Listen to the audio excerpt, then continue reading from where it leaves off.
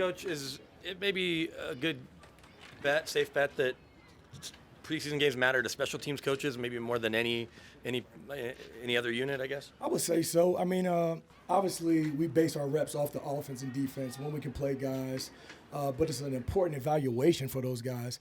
We're trying to put the guys in the best positions to allow them to make plays, but it's up to them to execute our techniques and fundamentals from practice and apply them to the game. So it'll be big for a lot of guys to show what they can do. During the kickoff return period, it looked like you wanted to see more up-tempo. Kind of what led to you wanting that in that period? One is Dallas is coming in here on Thursday, correct? And then we have a preseason game on Saturday.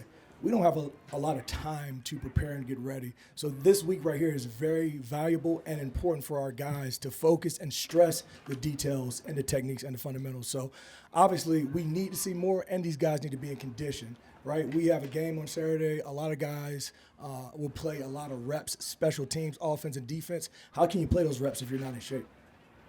You can always boot the ball out of the end zone on kickoffs mile high, but do you want to maybe not do that so you can look at your guys on coverage? I think per conversation with Coach Hackett, that would be the smart thing to do, right? If we boot the ball into the end zone, they take a knee, how can we evaluate some of the younger guys to see if they can contribute at a high level for special teams?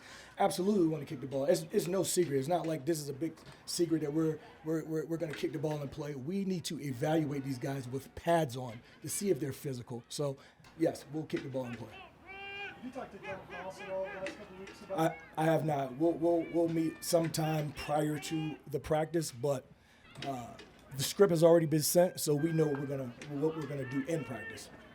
The drill where the guys have the ball and then toss it away before they catch it. What are you looking for there, and where did you pick that up? I mean, really, it's about saving reps. So if the judge shoots the ball, or if we have someone kicking the ball in that particular rep and the ball doesn't go where it's supposed to have a ball in hand, we're not wasting 22 guys' time.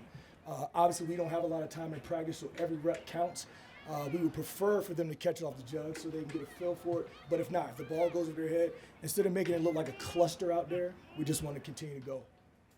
How have you seen Montrell handle not only picking up what you want from him in the return game, but obviously he's also been pretty involved with the receiver group here. How's he sort of handled that workload? To be completely honest, and I've said this around the building, I think his ability to make plays on offense is helping him on special teams. I think I see more confidence. You don't see a guy who came in the first week or whatever the case may be when we draft him as a rookie. I think he's starting to mature a little bit more as well. I think all those catches he makes on offense are great for him on special teams. But then again, we still got to see what he does on Saturday as far as the returner. Sorry, Coach, as part of that, he didn't have the one job to focus on because he's learning on becoming a better receiver. It's not that it makes it secondary, but it's not, I better return every kick or else I'm looking for a new gig. I mean, we draft him to be our returner. There's no secret in that either.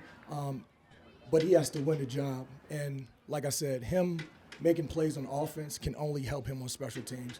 Again, we have to see what he does on Saturday when it's live bullets.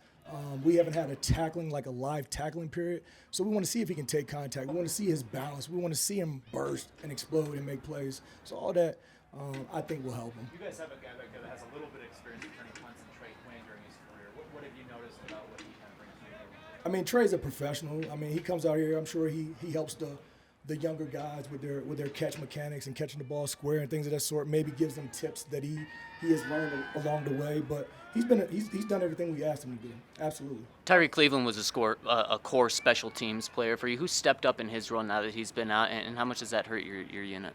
I mean, it's hard to say who stepped up because Tyree went down. And again, until I see these guys in a live situation, then I don't want to assume that they can play at a high level like Tyree has played. He's actually put good film on tape, right? He's played at a high level on special teams, and we do want him to be part of what we're doing here as a core special teams player. We hope that he's a difference maker, special teams player, absolutely. So I don't want to say anybody specific because, again, I would prefer to see these guys in pads, see them tackle, see them block, things of that sort. Right now, when you blow the whistle, it's a quick whistle, guys get in position. You can see them get in position to strain, but now we need to see it carry over to the actual game. Is it fair to say that you're putting more stress on what you see Saturday as opposed to Thursday?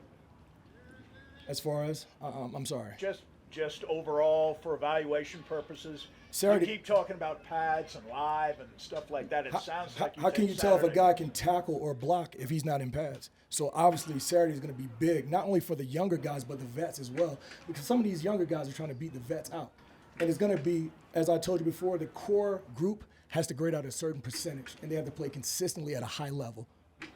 How comfortable are you with the depth of kicks for Brandon McManus? How deep do you think he can go legitimately? On field goals, or are you talking about Field kickoffs? goals, field goals.